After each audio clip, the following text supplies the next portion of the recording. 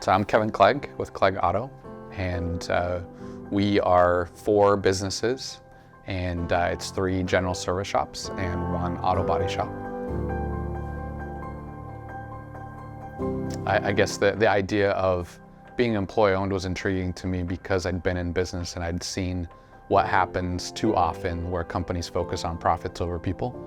And the people that end up getting hurt the most in business transactions are usually customers and employees, and that's not right. And the benefits of employee ownership were something that we could look at and say, instead of using it as an exit strategy, let's use it as something where we can engage our employees, we can talk about ownership in personal lives, and we can talk about the benefits of being a part of what we built together, and let's do it now. So we effectively transitioned sooner than anticipated. Instead of as an exit strategy, use it as just an operating model.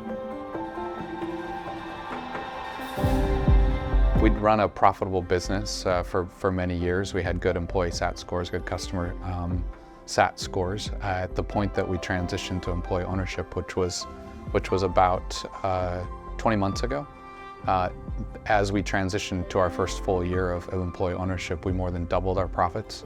And we saw the highest employee SAT scores we'd ever seen and highest customer SAT scores we'd ever seen. And while that's not entirely attributed to just the fact that we switched to employee ownership, there's definitely a real tangible impact when you start to look at each person and say, look, we're co-owners in this thing together that we're building. Your efforts matter as much as mine, and everybody has a role in this company.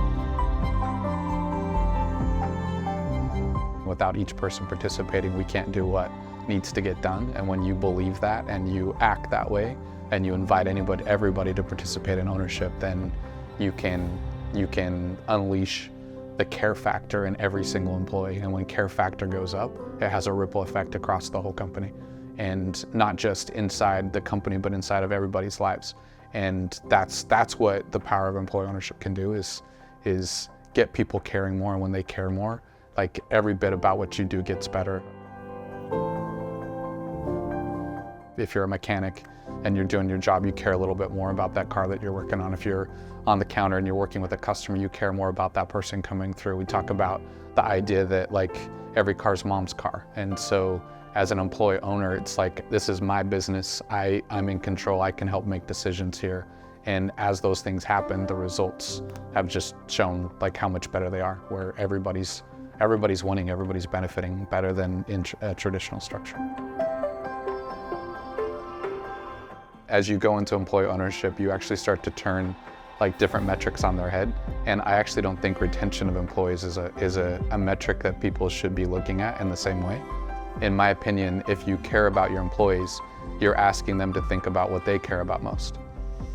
And when you do that, if what they care about most doesn't align with the job they're in today, like, how can I support you in finding a job that better aligns? Because if we really care as employers, we should care about helping them do those things they care about most in their lives. As we do that, if that leads to them saying, man, I'm on a counter serving customers today, but I really want to be a nurse, and we say, can we support you in that? Their care factor is going up as you support them in pursuing that career path that's better for them. And when they leave, they're the greatest advocate you've ever had. And being able to tell people, customers, future customers, coworkers, other people, man, if there's any company that I really respect, it's that place that cared about me enough to help me pursue my career. So it's not about retaining people or doing whatever it takes to get someone to stay. It should be the opposite. Do whatever you can to empower them to do what they want to do in their lives and support them in that. And so retention is, like, not a metric that we're looking at or tracking in a way that traditional companies would. From recruiting individuals, what's really interesting is just recently we posted positions for assistant managers in each of our locations, so we can increase the pipeline of leadership talent, so we can keep growing and adding new store locations and assisting business owners in transitioning their companies into employee ownership. And we filled a few of the positions, and we were done, and we still had lots of candidates that applied, and we had multiple people asking to say, like, hey, I know you filled your positions, but I'm really interested. What you're doing is unique, it's different, I've never heard anything like it. Is there any chance that we could continue in the interview process and be on the bench? And we're like, well, what does that mean? And they're like, I don't know, like we'd want to be available the next time you have an opening to say like, I'm on board. And we're like, sure, why not? So we continued interviewing multiple candidates, and we ended up now, we have 4 people that have all expressed and said, like, I want in, like when you have the next opening, like I'm here waiting in the wings to join what you're doing. And so we've invited them to participate in a new cohort training of what we call Own My Life, which is what we invite each new employee to participate in, to teach kind of principles of ownership and helping people reflect on what they care about in their lives and how to focus on those things so that they're living intentionally instead of just living. And so they've participated in that training. They're learning about our culture, and it's crazy to think that you can have people that are like the next time we don't have to post a job. We got 4 candidates that are ready now to join us in what we're doing. So it's cool to see that when you start doing something, you start acting differently, you start showing that you really care. You can be prepared to grow even before you're actually posting a position.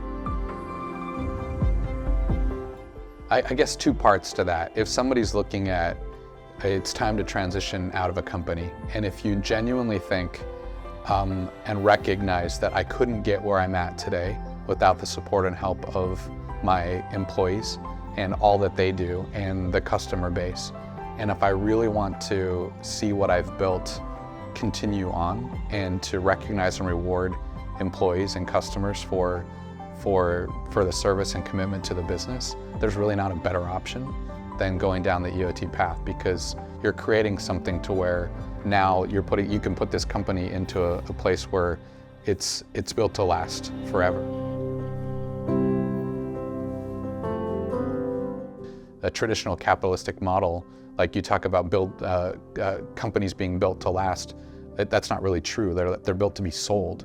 And when a company is built to be sold, it creates all kinds of different behaviors that really aren't beneficial for those that matter most, which to me would be customers, employees.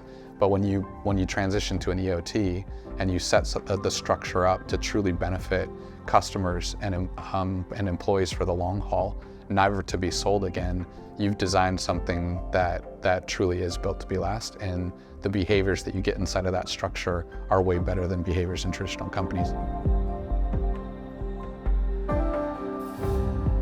Across the world today, Gallup polls and other things suggest that the majority of the world is not satisfied in their jobs today. They're not happy, and there's reasons why. It's because people are being conditioned to almost be robotic in their approaches and just do what I ask you to do, as opposed to companies looking at it and saying, no, we support you, we care about you, we want to know what you care about most, we want to help you on those things, and we genuinely want to build a business that's about you so that you can genuinely care for customers in a way that's genuine and real as well. And when those things come together, it's awesome. The results are so much better than what we get today.